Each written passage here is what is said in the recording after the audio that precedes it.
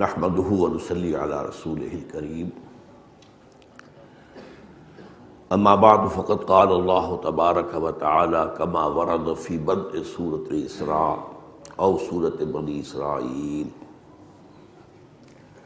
اعوذ باللہ من الشیطان الرجیم بسم اللہ الرحمن الرحیم سبحان الذي اسرى بعبده ليلا من المسجد الحرام الى المسجد الاقصى الذي باركنا حوله لنريه من آياتنا انه هو السميع البصير وآتينا موسى الكتاب وجعلناه هدى لبني إسرائيل ألا تتخذوا من دوني وكيلا ذرية من حملنا مع نوح إنه كان عبدا شكورا وقضينا إلى بني إسرائيل في الكتاب لتفسدن في الأرض مرتين ولتعلن علوا كبيرا فإذا جاء وعد أولاهما بعثنا عليكم عبادا لنا أولي بأس شديد فجاسوا خلال الديار وكان وعدا مفعولا ثم رددنا لكم الكرة عليهم وأمددناكم بأموال وبنين وجعلناكم أكثر نفيرا إن أحسنتم أحسنتم لأنفسكم وإن أسأتم فلها فإذا جاء وعد الآخرة ليسوءوا وجوهكم وليدخلوا المسجد كما دخلوه أول مرة وليتبروا ما علوا تتبيرا عسى ربكم أن يرحمكم وإن عدتم عدنا وجعلنا جهنم للكافرين حصيرا إن هذا القرآن يهدي للتي هي أقوم ويبشر المؤمنين الذين يعملون الصالحات أن لهم أجرا كبيرا وأن الذين لا يؤمنون بالآخرة أعتدنا لهم عذابا أليما وقال تبارك وتعالى كما ورد في سورة الأعراف وَإِسْتَأَذَّنَ رَبُّكَ لَيَبْعَثَنَّ عَلَيْهِمْ إِلَى يَوْمِ الْقِيَامَةِ مَن يَسُومُهُمْ سُوءَ الْعَذَابِ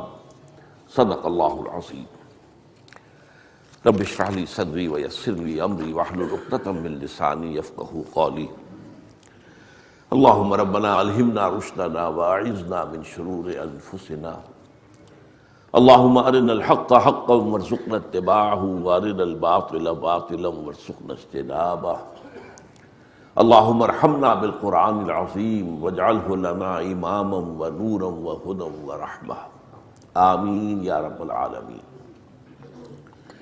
آپ کو یاد ہوگا احادیث نبویہ میں اور قرآن مجید میں سابقہ امت بنی اسرائیل جو امت مسلمہ تھی سابقہ، اس میں جو اعتقادی عملی اخلاقی خرابیاں پیدا ہوئی خبر دے دی گئی تھی کہ وہ امت مسلمہ امت محمد میں بھی ہوگی، اور یہ کہ ان پر جو حالات وارد ہوئے تاریخی اعتبار سے وہ بھی امت محمد صلی اللہ علیہ وسلم پر بالکل اسی طرح نازل ہوں گے حالات اور واقعات جیسے کہ ایک جوڑے کی ایک جوتی دوسری جوتی سے مشابہ ہوتی ہے۔ میں نے امت سابقہ جو ہے بنی اسرائیل کی 3500 سالہ تاریخ، اس لیے کہ آغاز ہوتا ہے 1400 یا 1500 قبل مسیح سے، جب حضرت موسیٰ کو تورات دی گئی، اور تاحال وہ امت باقی ہے، ختم تو نہیں ہوئی ہے، تو آج تک اس امت کی تاریخ جاری ہے۔ اور اس کے مقابلے میں امت محمد صلی اللہ علیہ وسلم کی 1400 سالہ تاریخ، گویا سابقہ امت کی جو عمر ہے وہ ہمارے مقابلے میں 2.5 گنا ہے، 1400 ورسس 3500۔ اس کا میں نے تقابل کر کے آپ کو بتا دیا تھا کہ بالکل جس کو ہم کہتے ہیں کاربن کاپی، حضور کے بعثت تک سابقہ امت پر 2 دور عروج کے آ چکے تھے، 2 زوال کے آ چکے تھے، اور زوال کے دوروں میں ان پر بہت شدید عذاب اللہ کا آیا تھا۔ اس کی بھی تفصیل میں آپ کے سامنے بیان کر چکا ہوں، لیکن آج خاص طور پر میں چاہتا ہوں کہ ان 2 زوالوں کا ذکر چونکہ قرآن مجید میں خاص طور پر کیا گیا ہے، ان آیات مبارکہ میں جو میں نے آج آپ کو پڑھ کر سنائی ہے، تو قرآن کے حوالے سے بھی وہ بات سمجھ لیں۔ کہ یہ بات میری تاریخ کی نہیں ہے کہ عام طور پر جو ہے اسے ایک جو ہے ہسٹوریکل فینومینن سمجھا جائے، بلکہ یہ تاریخ وہ ہے جو قرآن مجید سے ثابت ہے۔ سورہ بنی اسرائیل کا آغاز جس آیت سے ہوتا ہے اس میں تو حضور کا جو سفر ہے معراج ہے اس کے پہلے حصے کا ذکر ہے۔ معراج تو اصل میں ہونی تھی آسمانی، لیکن وہ مکے سے بھی ہو سکتا تھا براہ راست، مسجد حرام سے ہی سیدھے حضور کو آسمانوں کی طرف لے جایا جاتا۔ کوئی حکمت تھی کہ پہلے اس کا زمینی حصہ ہے جس کا ذکر یہاں ہے، سبحان الذی اسریٰ بعبدہ لیلا من المسجد الحرام الی المسجد الاقصی الذی بارکنا حولہ لنریہ من آیاتنا انہ هو السمیع البصیر۔ بڑی بابرکت ذات ہے اور بہت ہی پاک ہے پاک ذات جو لے گئی اپنے بندے کو صلی اللہ علیہ وسلم ایک رات مسجد حرام سے مسجد اقصی تک، تاکہ وہاں اسے اپنی آیات کا مشاہدہ کرائے۔ اس کی حکمت کیا تھی؟ اس کی حکمت یہ تھی کہ یروشلم یا بیت المقدس جہاں وہ مسجد اقصی تھی، یہ سابقہ امت کا مرکز تھا، بنی اسرائیل کا مرکز۔ وہی حضرت سلیمان نے اپنی مسجد بنائی تھی، ہم تو اسے مسجد کہیں گے، قرآن مسجد کہتا ہے، اب وہ اسے چاہے ٹیمپل کہیں ہیکل کہیں جو چاہیں کہہ لیں، لیکن حضرت سلیمان کا بنایا ہوا ہیکل، کنگ سولومنز ٹیمپل جیسے، تو وہ مرکز تھا ان کا۔ اور یہاں جو مکہ مکرمہ ہے اب یہ مرکز بن رہا تھا امت محمد کا صلی اللہ علیہ وسلم۔ تو گویا کہ حضور کو پہلے سفر کا یہ حصہ طے کرا دیا گیا بطور علامت کہ سابقہ امت کا بھی کی ساری وراثت جو ہے دینی روحانی وہ بھی امت محمد کو منتقل ہو جائے گی۔ یہ حضور کی جو امت ہے امت محمد صلی اللہ علیہ وسلم، یہ اب ان دونوں سلسلوں کی، حضرت اسحاق سے چلنے والا سلسلہ اور حضرت اسماعیل سے چلنے والا سلسلہ، ان دونوں کو یکجا کر دیا جائے گا محمد عربی صلی اللہ علیہ وسلم کی بعثت میں۔ اس کے بعد فرمایا کہ وَآتَيْنَا مُوسَى الْكِتَابَ وَجَعَلْنَاهُ هُدًى لِبَنِي إِسرائیل۔ اس وقت میں آیات کا درس نہیں دے رہا ہوں، صرف اشارات کر رہا ہوں ان کے حوالے سے۔ اور ہم نے موسیٰ کو کتاب عطا کی اور اسے ہدایت نامہ بنایا بنی اسرائیل کے لیے۔ اب یہ بھی بات جو ہے بہت نوٹ کرنے کی ہے، میں نے کہا تھا کہ بطور قوم تو یہودیوں کی تاریخ حضرت یعقوب سے شروع ہو جاتی ہے، وہ تو گویا کہ 1800 قبل مسیح یا 1900 قبل مسیح کا معاملہ ہے، لیکن بطور امت شروع ہوئی ہے تاریخ جب کہ کتاب دے دی گئی، تورات دے دی گئی صحرا سینا میں، اس کا ذکر کر دیا گیا۔ موسیٰ کو کتاب عطا کی اور اس سے ہم نے بنی اسرائیل کے لیے ہدایت نامہ بنایا، اور اس میں اشارہ ہو گیا یہ پوری نوع انسانی کے لیے ہدایت نامہ نہیں تھا۔ ہدی للناس تو یہ قرآن ہے جو حضور پر نازل ہوا ہے، ہدی لبنی اسرائیل، بنی اسرائیل کے لیے ہدایت۔ اللہ تتخذوا من دونی وکیلا، اب اس میں ایک نقطہ بیان ہو گیا کہ تورات کی اور قرآن کی سب کی مشترکہ تعلیم کا لب لباب کیا ہے؟ اللہ کے سوا کسی اور کو اپنا کارساز نہ سمجھنا، توحید کا یہ لب لباب، لا حول ولا قوت الا باللہ، اس بات کو ذہن نشین کر دیا جائے۔ اللہ تتخذوا من دونی وکیلا ذریۃ من حملنا مع نوح انہ کان عبدا شکورا، اور تم اولاد ہو انہی کی جنہیں ہم نے سوار کرایا تھا نوح کی کشتی میں، اور یقیناً ہمارا بندہ جو ہے نوح وہ بہت ہی ہمارا ایسا بندہ تھا جو شکر گزار تھا۔ اب اس کے بعد آ رہے وہ تاریخی حوالے۔ وَقَضَيْنَا إِلَىٰ بَنِي إِسْرَائِيلَ فِي الْكِتَابِ لَتُفْسِدُنَّ فِي الْأَرْضِ مَرَّتَيْنِ وَلَتَعْلُنَّ عُلُوًّا كَبِيرًا، اور ہم نے پہلے ہی بتا دیا تھا بنی اسرائیل کو کتاب میں، یعنی یہ پیشین گوئیاں تورات میں تھیں، کہ تم 2 مرتبہ بہت سرکشی کرو گے، فساد مچاؤ گے، دنیا کے اندر گمراہی کی بہت نئی نئی جو ہے راہیں ایجاد کرو گے، تو یہ اور بہت زیادہ تم سرکشی کرو گے۔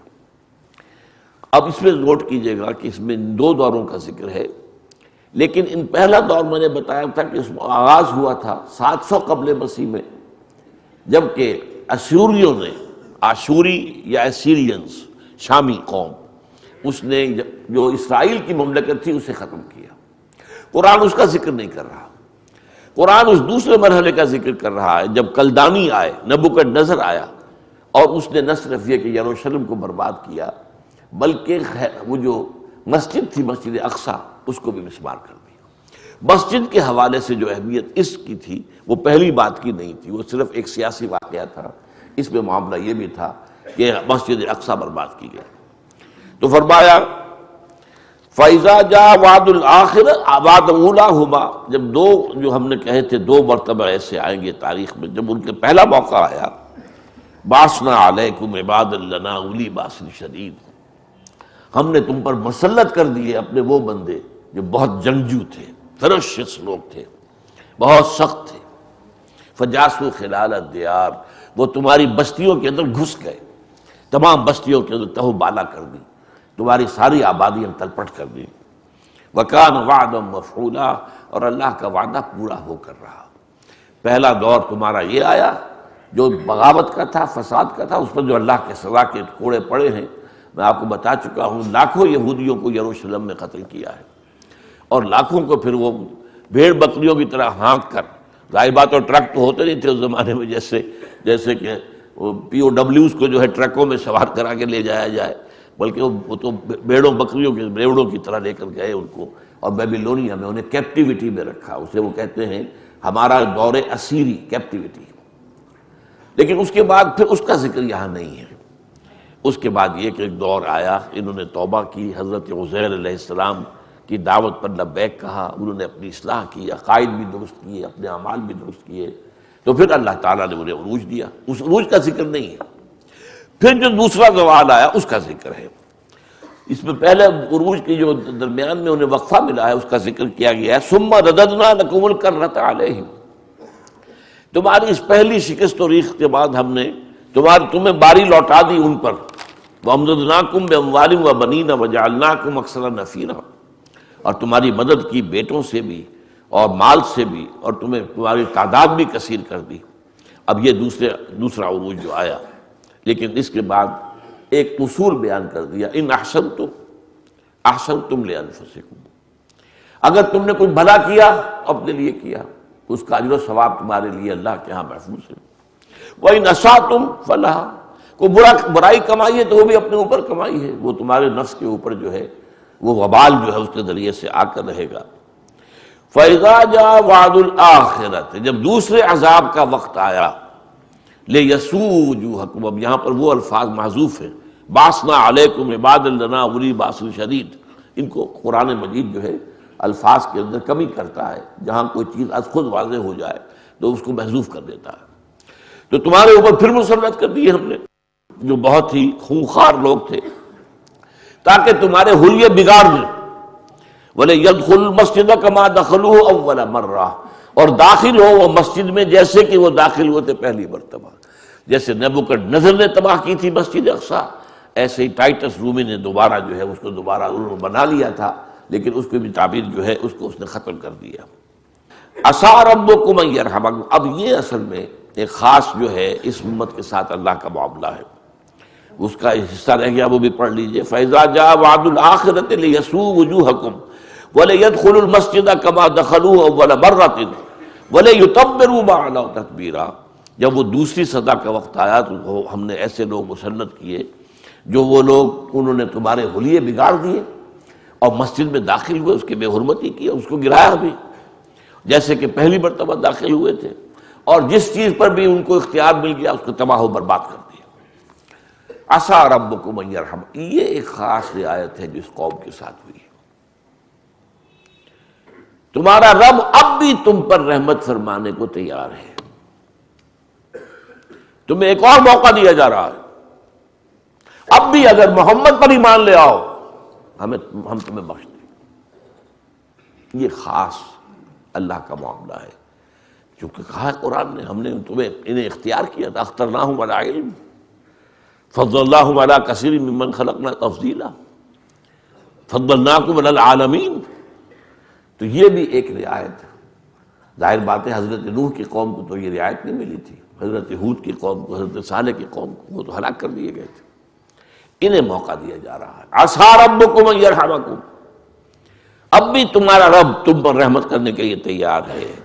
وَإِنْ عُدْتُمْ عُدْنَا، اور اگر تم نے وہی روش اختیار کی جو پہلے تھی تو پھر ہم بھی وہی کریں گے جو ہم نے پہلے کیا تھا، پھر تم پر عذاب آئے گا، شدید ترین عذاب آئے گا، اس کا میں بعد میں ذکر کروں گا۔ وَجَعَلْنَا جَهَنَّمَ لِلْكَافِرِينَ حَصِيرًا، اور ہم نے جہنم کو تو بنا رکھا ہے، اصل باڑہ جو ہے تمہارے لیے جو اللہ نے تیار کر رکھا ہے وہ تو جہنم کا ہے۔ اب وہ ایمان لانے کے لیے دعوت دی جا رہی ہے، ان ھذا القرآن یہدی للتی ہی اقوم، دیکھو یہ قرآن تمہیں تورات دی تھی ہم نے، اب یہ قرآن اس شے کی طرف رہنمائی کر رہا ہے جو سب سے زیادہ سیدھی، اقوم، یہ افعل التفضیل کا صیغہ ہے، اس لیے کہ ہماری ہدایت جو نبیوں کے ذریعے سے آتی رہی تھی اب اپنے نقطۂ عروج کو پہنچی ہے اس قرآن کے اندر۔ اب محمد کی بعثت ہو گئی ہے، قرآن نازل ہو رہا ہے، اب تمہارے لیے موقع ہے، تلافی معافات کر سکتے ہو، اب بھی توبہ کرو، پلٹو، ایمان لاؤ۔ ان ھذا القرآن یہدی للتی ہی اقوم ویبشر المؤمنین الذین یعملون الصالحات ان لهم اجرا کبیرا، اور یہ قرآن بشارت دیتا ہے ان لوگوں کو جو ایمان لائیں اور نیک عمل کریں کہ ان کے لیے بہت بڑا اجر ہے۔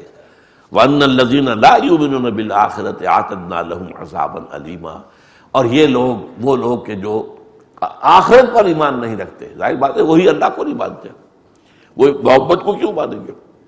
تو آخرت کا یقین ہو تب انسان چاہتا ہے سیدھے رستے پر چلنا۔ جب آخرت کا یقین کسی وجہ سے ذہنوں سے اوجھل ہو جائے، یا یہ تصور ہو کہ ہم تو بخشے بخشائے ہیں جی، ہمارا کوئی حساب کتاب نہیں ہے، تو پھر کیوں آدمی کاہے کو سیدھے راستے پہ جائے گا؟ پھر تو جو بھی ہو، ہرچے بادہ باد، جو چاہو کرو، بے حیا باش و ہرچے خائی کن، ایک دفعہ حیا کا پردہ ختم ہو جائے تو پھر جو چاہو کرو۔ تو آخرت کا معاملہ جو ہے وہ ہے اصل میں اہم ترین۔ وَأَنَّ الَّذِينَ لَا يُؤْمِنُونَ بِالْآخِرَةِ أَعْتَدْنَا لَهُمْ عَذَابًا أَلِيمًا، جو آخرت پر ایمان نہیں رکھتے ہوں گے اور یعنی اس کے نتیجے میں محمد پر اور قرآن پر ایمان نہیں لائیں گے صلی اللہ علیہ وسلم، ان کے لیے ہم نے ایک دردناک عذاب مہیا کیا ہے۔ اب بس ایک نقطہ نوٹ کر لیجئے، اس بدبخت قوم نے اس موقع سے بھی فائدہ نہیں اٹھایا، حضور کی دشمنی پر کمر کسی، حضور کی مخالفت میں شدید ترین یہ قوم جو ہے اس وقت سے چل رہی ہے حضور کی بعثت سے اور آج تک، اور اب قیامت کے قریب کے حالات جو آنے والے ہیں ان میں یہ شدید ترین معاملہ ہونے والا ہے۔ اس قوم کے اندر وہ جو ہے تو اس کی بدبختی کا منظر یہ ہے کہ اللہ نے انہیں جو ایک اور موقع دیا تھا، ایک خاص رحمت جو فرمائی تھی، اس سے بھی انہوں نے فائدہ نہیں اٹھایا۔ چنانچہ قرآن مجید میں پھر یہ فیصلہ بھی دے دیا گیا، وَإِسْتَأْذَنَ رَبُّكَ لَيَبْعَثَنَّ عَلَيْهِمْ إِلَىٰ يَوْمِ الْقِيَامَةِ مَن يَسُومُهُمْ سُوءَ الْعَذَابِ، اب طے کر دیا ہے تیرے رب نے کہ ان کے اوپر وہ مسلسل ایسے لوگوں کو مسلط کرتا رہے گا جو انہیں بدترین عذاب دیں گے، اور اس کی مثال ہے جو پچھلی صدی میں ہوئی ہے جرمنوں کے ہاتھوں۔ ان کے اپنے قول کے مطابق آپ اندازہ کیجئے 6 ملین، 60 لاکھ آدمی قتل کیے گئے۔ اگرچہ اس میں کچھ لوگوں کو کلام ہے، کچھ کہتے ہیں نہیں تعداد اتنی نہیں تھی، بعض تو کہتے ہیں ہے ہی کہانی، لیکن کہانی تو وہ نہیں ہے، وہ ایک واقعہ ہے، تاریخ کا واقعہ ہے، اسے محض کہانی قرار دینا درست نہیں ہے۔ ہاں یہ ہو سکتا ہے کہ اعداد و شمار میں کمی بیشی ہو، لیکن واقعہ یہ ہے کہ بدترین جو ہے عذاب پچھلی صدی میں ان پر آیا۔ بہرحال میں نے جو پچھلی مرتبہ عرض کیا تھا اس کے ضمن میں چند نکات میں اور چاہتا ہوں کہ آپ نوٹ کر لیں۔ دیکھیے جو میں نے سملیرٹیز تھیں وہ تو بیان کر دی تھی، ان پر پہلے حملہ آور آئے شمال سے، سیریا سے، اسیرینز، مسلمانوں پر پہلے حملہ آور آئے شمال سے، یورپ سے، کون؟ کروسیڈرز۔ ان پر دوسرے حملہ آور آئے مشرق سے، یعنی عراق سے، کیلڈینز، نبوکدنضر مختنصر۔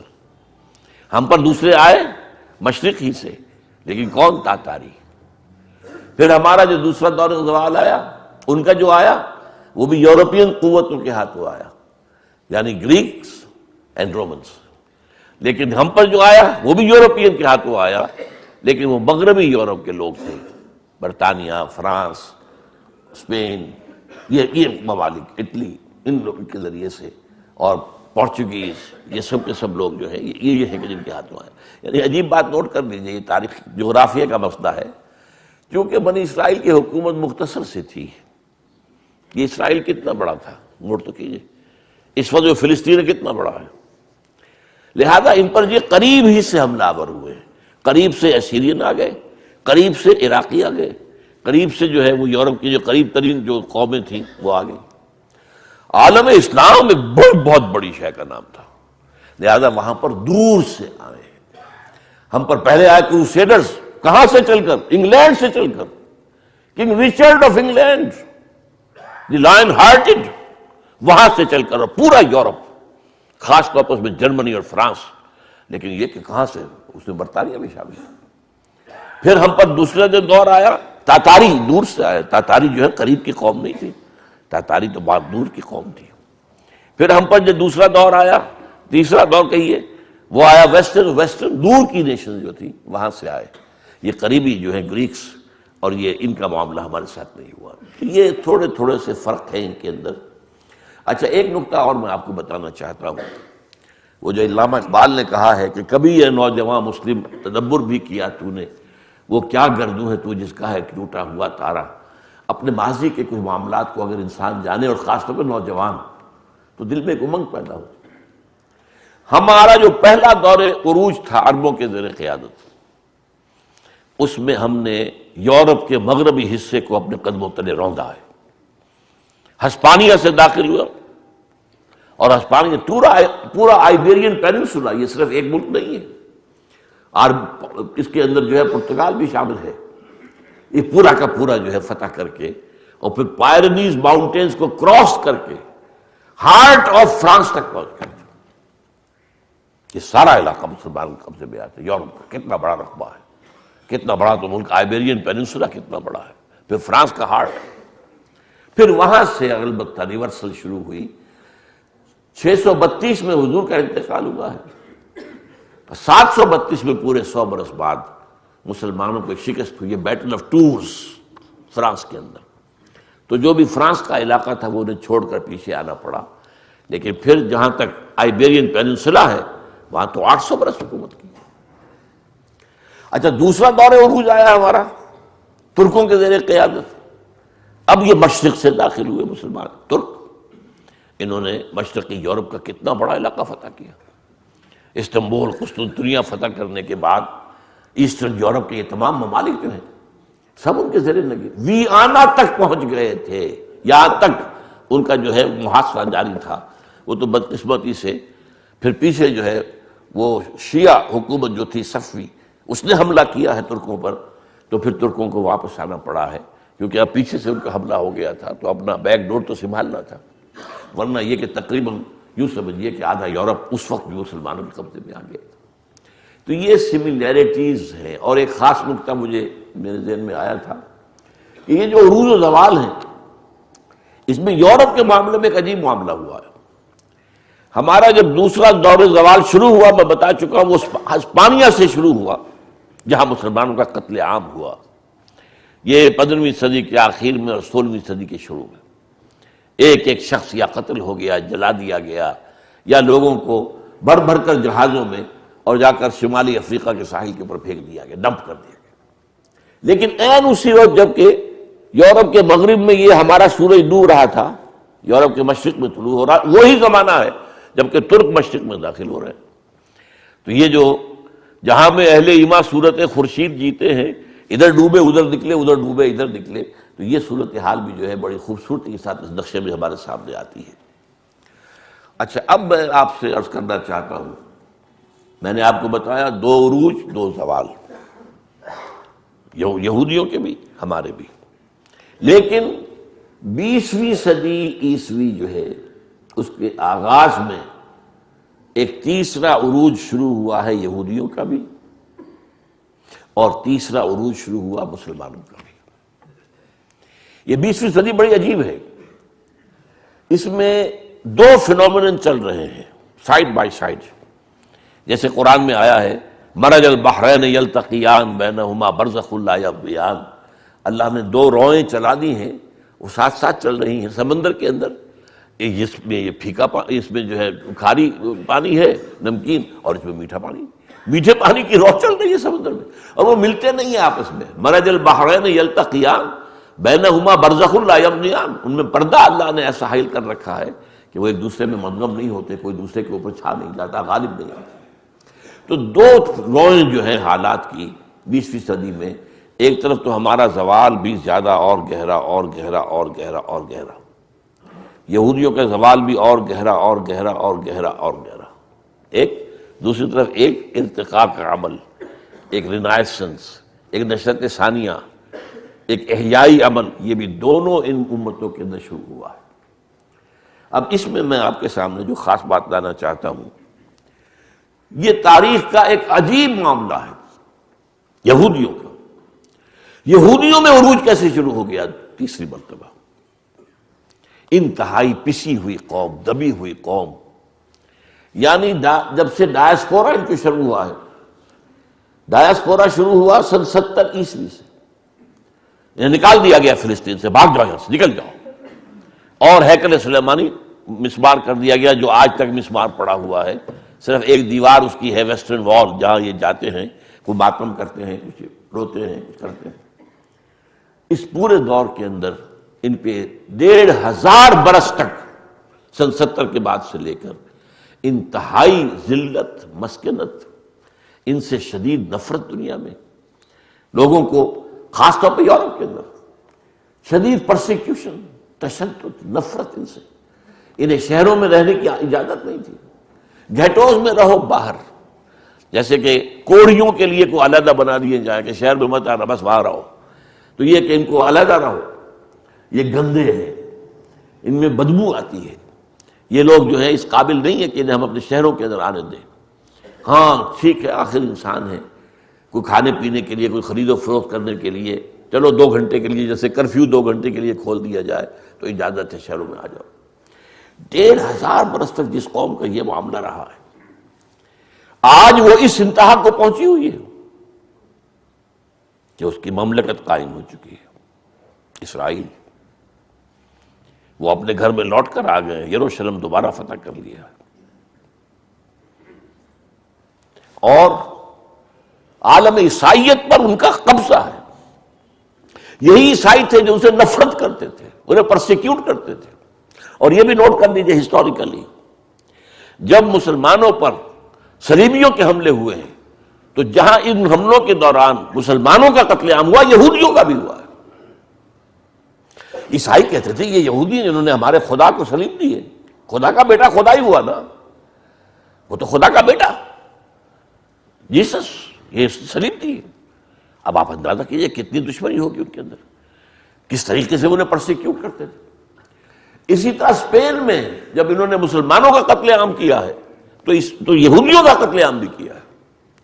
گویا کہ 16ویں صدی کے آغاز تک معاملہ کیا تھا یورپ میں کہ عیسائی شدید نفرت کرتے تھے، پرسیکیوٹ کرتے تھے، تشدد کرتے تھے، اور ان پر ذلت اور مسکن طاری ہو گئی تھی یہ یہودیوں کے اوپر۔ لیکن ببی تفاوت رأس کجا استاب کجا، کہاں 20ویں صدی کے اواخر میں آ کر یہ کہاں سے کہاں پہنچ گئے۔ 20ویں صدی کے وسط میں ان کی مملکت قائم ہو گئی، ان کا جو بنایا ہوا بینکنگ سسٹم پوری دنیا پر چھا گیا، ان کا بنایا ہوا ہے۔ یہ بلوغ، یہ فکر چالاک یہود انہوں نے بنایا ہے، اور یہ پوری دنیا پر چھایا ہوا۔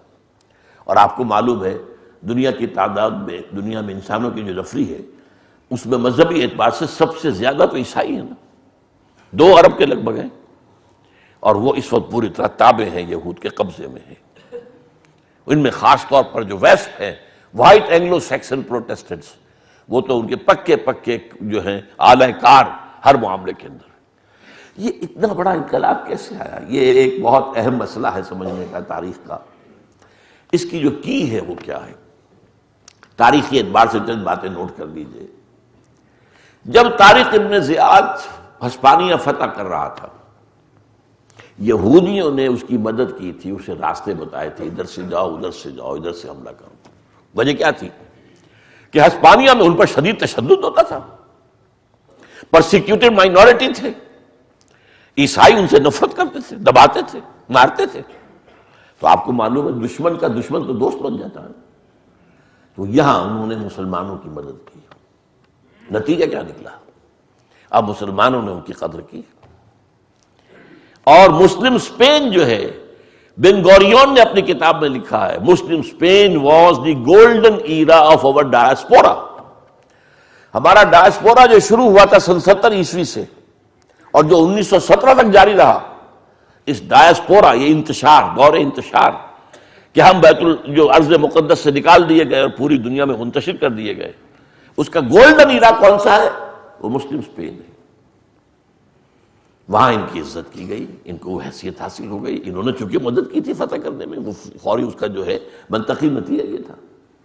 اور وہاں پر جو ہے اب نوٹ کیجئے، وہاں بیٹھ کر انہوں نے یورپ میں عیسائیت کے اندر نقب لگائی، عیسائیت کے اوپر حملہ کیا۔ وہ کس طور سے؟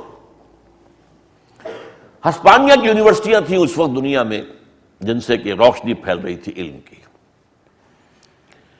وہ بغداد سے یہ معاملہ منتقل ہو کر آ چکا تھا اسپین میں۔ یہاں پہ بڑی بڑی کورڈووا، گرناڈا، تولیتلا، جسے ٹولیڈو کہتے ہیں، ٹولیڈو، گرناڈا، اس کی بڑی بڑی یونیورسٹیاں تھیں۔ یہ علم کا، تہذیب کا، تمدن کا، روشنی کا بہت بڑا مرکز ہسپانیہ۔ اب یہاں پر سے جو یونیورسٹیوں سے پڑھنے آتے تھے، بالکل قریب میں جو ممالک ہیں وہ کون سے ہیں؟ ہسپانیہ کے ساتھ لگا ہوا فرانس ہے، جہاں مسلمان داخل ہو گئے تھے۔ فرانس کے ساتھ ملا ہوا جرمنی ہے، اور نیچے ایک ٹانگ کی نیچے شکل نکلتی ہے اٹلی کی۔ خاص طور پر ان تین ملکوں سے نوجوان آتے تھے پڑھنے کے لیے، لیکن جس طرح ہمارے نوجوان جاتے ہیں امریکہ یا انگلینڈ، لیکن بدقسمتی سے ہمارے نوجوان وہیں کے ہو کے رہ جاتے ہیں۔ یہ آئے ہیں واپس اپنے ملکوں کے اندر۔ انہوں نے آ کر یہودیوں نے وہاں پر، اور وہاں پر وہ بہت اچھی حالت میں تھے، ان کے اندر کچھ خیالات کے جراثیم پیدا کیے۔ وہ جراثیم لے کر یہ اپنے اپنے ملکوں کو واپس آئے۔ ان جراثیم کے ذریعے سے ان تین ملکوں کے اندر دو تحریکیں اٹھی: اصلاح مذہب، ریفارمیشن، اور رینیسنس، احیاء العلوم۔ اب احیاء العلوم کی تحریک کا بھی نتیجہ یہ نکلا، جب فزیکل سائنسز کو عروج ہونا شروع ہوا، اس کا ایک منطقی نتیجہ نکلا، انسان کی سوچ میں ایک تبدیلی آئی۔ بھئی یہ خدا ہے یا نہیں ہے یہ تو پتہ نہیں، یہ کائنات تو ہے نا، یہ تو ریئل ہے۔ خدا تمہارے اپنے ذہن کا تصور ہے یا ہے یا ہے یا ہے نہیں ہے، کچھ نہیں، کوئی ثبوت تو نہیں ہے ہمارے پاس۔ لہذا توجہ کرو اس میٹیریل ورلڈ کے اوپر، ساری توجہ جو ہے فزیکل سائنسز کے اوپر اب اس اعتبار سے مرتکز ہو گئی۔ اسی طرح یہ روح کچھ ہے یا نہیں ہے، کیا پتا، کس نے دیکھی؟ کوئی وزن بھی اس کا نہیں کیا جا سکا آج تک۔ تو وہ روح کسے کہتے ہیں؟ یہ جسم تو ہے نا، take care of this body, اس جسم کے لیے بہتری کا جو ہے، اس کی بہبود کا، اس کی تمام ضرورتوں کی فکر کرو۔ روح ہے یا نہیں ہے، چھوڑو اس مسئلے کو، یہ بحث ایک منطقی سی بحث ہے۔ اسی طرح نمبر 3، کوئی اور زندگی ہے یا نہیں، لائی آفٹر ڈیتھ، کیا پتا ہے کہ نہیں؟ کس نے آگے بتایا واپس مرنے کے بعد؟ کوئی نہیں جانتا۔ یہ زندگی تو ہے نا، اسے سنوارو۔ اب تمہارا نظام ہونا چاہیے، تمہاری تہذیب ہونی چاہیے، تمہارے اندر جو ہے سوشل سیکیورٹی کا نظام ہونا چاہیے، بہتر زندگی بناؤ، بہتر ریاست قائم کرو۔ یہ 3 versus 3، اس پر میرا ایک کتاب چاہے اسلام کی نشرت ثانیہ کرنے کا اصل کام، کہ اس مغربی تہذیب کا جو مرکزی نقطہ ہے وہ کیا ہے۔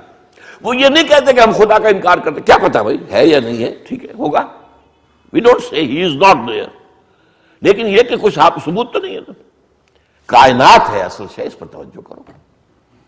روح ہے یا نہیں، ہم نہیں کہتے کہ نہیں ہے، ہوگی، لیکن جسم تو ہے نا، اس میں تو اختلاف نہیں ہے، تو ساری توجہ اس پر کرو۔ یہ حیات دنیاوی تو ہے نا، اس کا کوئی انکار کر سکتا ہے؟ اس کا تو کیا پتا ہے یا نہیں، آخرت کی خبر خدا جانے۔ تو یہ ہے اصل میں شفٹ آف ایمفیسس، ذات باری کی بجائے کائنات، روح کی بجائے جسم، حیات اخروی کی بجائے حیات دنیاوی۔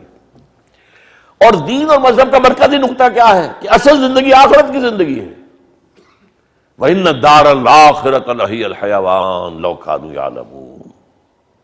تو مذہب کی جڑ کٹ گئی کہ نہیں کٹ گئی؟ یہ سارے اثرات اصل میں اس رینیسنس کی اس موومنٹ کے اندر، اور اس میں یہودیوں کا فکر جو ہے، اور وہ عیسائیت کو کرپٹ کرنے کے لیے، معاشرے کو کمزور کرنے کے لیے انہوں نے یہ چالیں چلی۔ اصلاح مذہب میں انہوں نے کیا کیا؟ یہ کیا ہے؟ یہ جو ہے پوپ مختار مطلق بن کے بیٹھا، وہ ہی بھائی بائبل ہے تمہارے سامنے، بائبل پڑھو، this is the word of God. Pope تو ایک انسان ہے نا۔ تو پاپائیت کے خلاف بغاوت، یہ ریفارمیشن ہے۔ پوپ جب تک تھا ایک نظام تھا ان کا مذہبی، لیکن یہ کہ اس نے بغاوت کروائی۔ اور یہ نوٹ کر لیجئے کہ یورپ کے ممالک میں بلکہ پوری دنیا میں اس اعتبار سے انگریز جو ہے، اینگلو سیکسنز، ان میں ایک عجیب صلاحیت ہے۔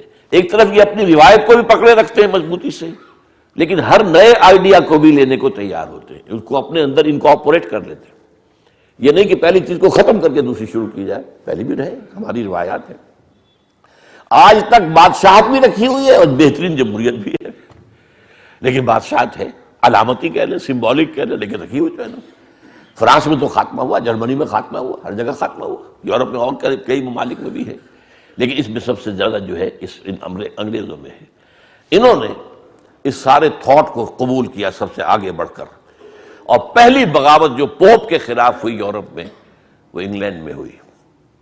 چرچ آف انگلینڈ قائم ہو گیا علیحدہ، nothing to do with the Pope, we are independent۔ تو وہ جو ایک مرکزیت تھی ان کے نظام میں، اس کو ختم کر دیا۔ پھر انہوں نے توجہ کر دی کہ بائبل پڑھو۔ اب جب بائبل پڑھتے ہیں تو آپ کو معلوم ہے بائبل میں اتنا حصہ اگر ہے اولڈ ٹیسٹمنٹ کا تو اتنا سا حصہ ہے نیو ٹیسٹمنٹ کا۔ عیسائیت کا تعلق نیو ٹیسٹمنٹ سے ہے، یہودیت کا تعلق سارا کا سارا اولڈ ٹیسٹمنٹ سے ہے۔ تو اب عیسائیوں پہ آنکھیں کھلی کہ اصل شے تو یہ ہے، اصل تو یہی قوم ہے، ابراہیم کی اولاد یہ ہے، یہ اسحاق اور یعقوب کی اولاد ہے، ان کو اللہ تورات دی گئی۔ تو اس سے جو یہودیوں کی ایک جو ان کی ایک ذہنی، فکری، مذہبی جو ہے ان کے اوپر ایک رعب کی کیفیت طاری ہوئی، اور ایونجلزم شروع ہوا، سارا زور بائبل پر، ایونجلسٹ ایک بڑی تحریک اٹھی۔ تو یہ دو کام ہوئے ہیں جن کو وہ اصلاح مذہب کہتے ہیں۔ تیسرا کام جو کیا ہے، یہ نوٹ کر لیجئے، اب یہ حقائق ہیں۔ اس پورے دور میں یورپ میں جو بڑے بڑے فلسفی ہیں سب یہودی، بڑے بڑے سائنسدان سب یہودی، ڈارون ہے تو یہودی ہے، مارکس ہے تو یہودی ہے، آئنسٹائن ہے تو یہودی، سب کے سب یہودی۔ ذہانت ان کے پاس ہے، اگرچہ اس کا سب سے بڑا مصرف یہ سازشوں کے اندر کرتے ہیں، سازشیں بنانے میں، ایول جینیس، اس میں شک نہیں کہ ذہانت آج بھی ہے ان کے اندر۔ آج بھی آپ جا کے امریکہ میں دیکھ لیجئے، جتنے تعلیمی ادارے ہیں وہاں پہ، پروفیشنل ادارے ہیں، ان کے اندر ٹاپ کے اوپر تو یہودی بیٹھا ہوا۔ تو اس طریقے سے وہ گویا کہ کنٹرول کر رہے ہیں، نہ صرف مالیاتی کنٹرول ہے، ان کا ذہنی کنٹرول ہے، ان کا علمی کنٹرول ہے، ان کا دبدبہ ہے۔ تو اس اعتبار سے انہوں نے یورپ میں ایک نئی فکری جو ہے تحریک شروع کر دی۔ اسلام نے سکھایا تھا حریت، آزادی، کوئی انسان کسی انسان کا غلام نہیں ہے۔ انہوں نے کہا آزادی اتنی، خدا سے بھی آزادی، مذہب سے بھی آزادی۔ یہ جو لبرلزم کی تحریک چلی ہے، آزادی، آزاد خیالی، آپ کے جو جی میں آئے کہو، جو گلے میں جو آئے وہ تانے اڑاؤ، لبرل۔ نمبر دو، اس کے اندر سیکولرزم کا زہر جو گھولا پہلے انہوں نے گھولا ہے۔ مذہب کو علیحدہ کر دو، سیاست کو علیحدہ کر دو۔ اگر مذہب اور سیاست ایک رہتے ہیں تو شہریت اس مذہب والوں کی ہی ہوگی، دوسروں کی تو نہیں ہوگی، دوسرے مائنورٹی ہوں گے۔ اس کو ایک دوسرے سے علیحدہ کر دیا، اب تمام شہری برابر ہے۔ پہلے یہودی کی حیثیت کوئی نہیں تھی، اب سیکولرزم میں یہودی برابر ہے۔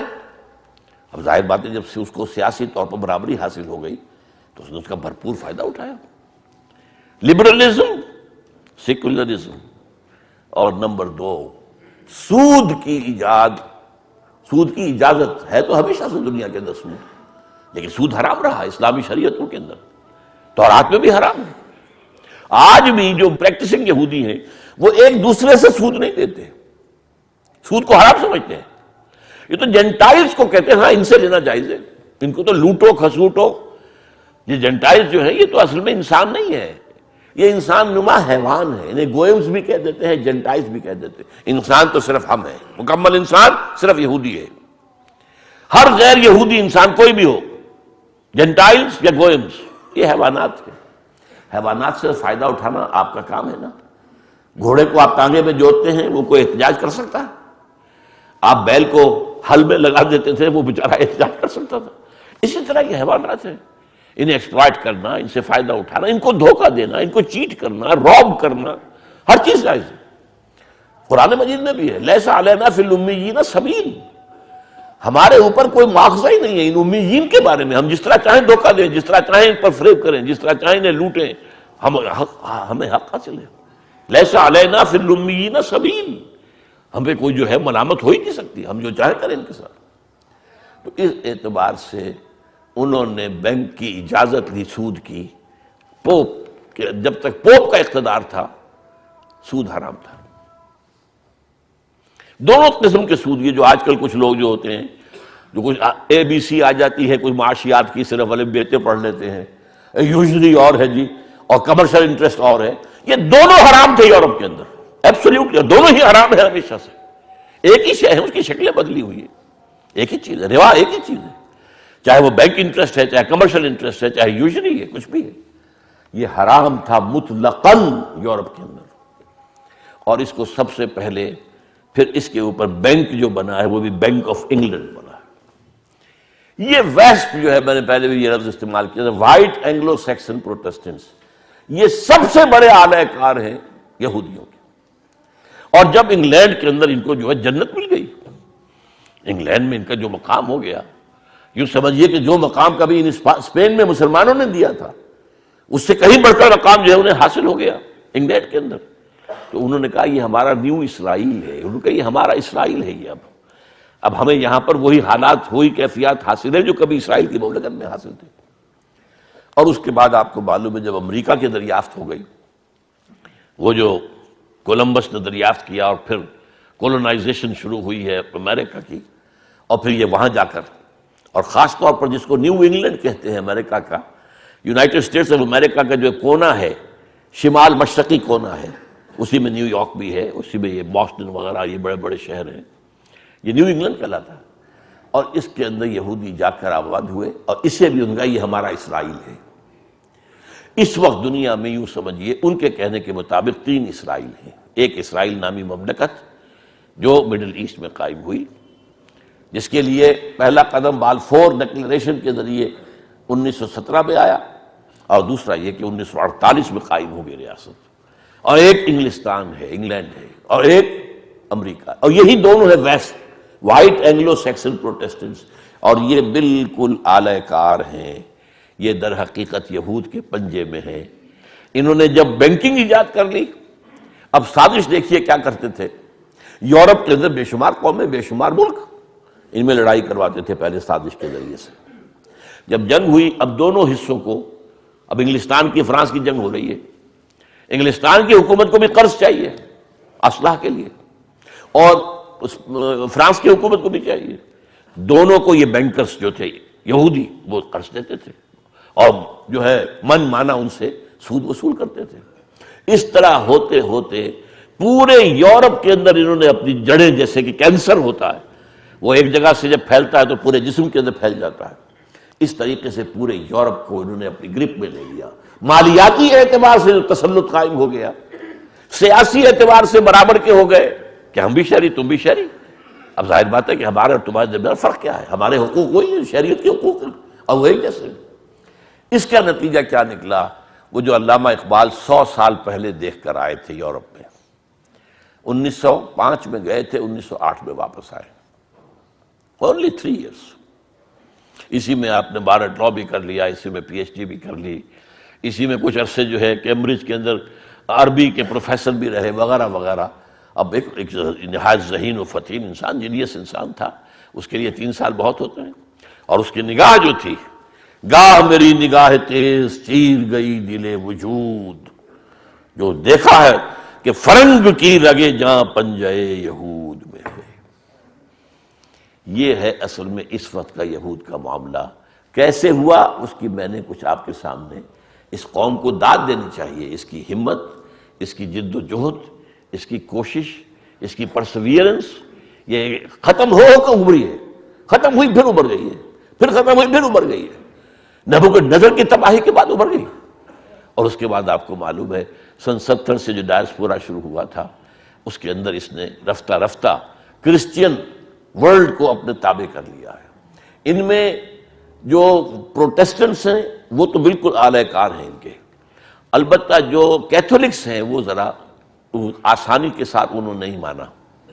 لیکن یہ ہے کہ 1965 میں جو پوپ تھا جو فوت ہو چکا ہے، اس نے فتویٰ دے دیا کہ یہ یہودی جو ہیں یہ عیسیٰ کے صلیب کے ذمہ دار نہیں ہیں، بالکل، حالانکہ لکھا ہوا ہے، انجیلوں میں ہے، سب ہے۔ اس وقت جو ہے چھوٹی سی بغاوت بھی ہوئی ہے کیتھولک چرچ کے اندر، کیونکہ یہ کیا تم کر رہے ہیں، یہ سارا کا سارا معاملہ ہماری بائبلز کے ساتھ، ہمارے اسکرپچرز کے ساتھ متعلق ہے۔ لیکن بہرحال اب کیتھولسزم جو ہے وہ بھی اب اسی طریقے سے یہود کے پشت پناہ ہے، ڈگریز کا فرق ہے۔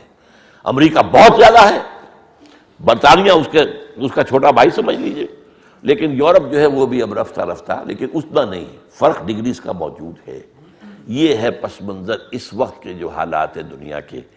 یہ تو میں نے آپ کو بتایا کہ تھرڈ رائز جو یہود کا ہوا کیسے ہوا، پہلا رائز، پھر ڈاؤن فال، پھر رائز، پھر ڈاؤن فال، لمبا ڈاؤن فال، بہت لمبا، لیکن پھر جو تھرڈ رائز شروع ہوا اس کا فینومینن کیا ہے۔ امت مسلمہ میں، امت محمد میں جو نشرت ثانیہ جو ہو رہی ہے، جس کا عمل شروع ہو گیا تھا پچھلی صدی کے ربع اول کے بعد، اس کے بارے میں تذکرہ کروں گا۔ ہسٹوریکلی آپ سمجھیں کہ اس وقت دنیا میں یہ اسلام کے لیے جو کام ہو رہے ہیں کس کس انداز میں ہو رہے ہیں، اور اس کا جو ہے آخر، جب اس کا آخری جو ہے شو ڈاؤن جسے کہیں گے، وہ ایک علیحدہ مسئلہ ہے، اس میں پھر انشاءاللہ گفتگو ہوگی۔ اقول قولی ھذا واستغفر اللہ لی ولکم ولسائر المسلمین والمسلمات۔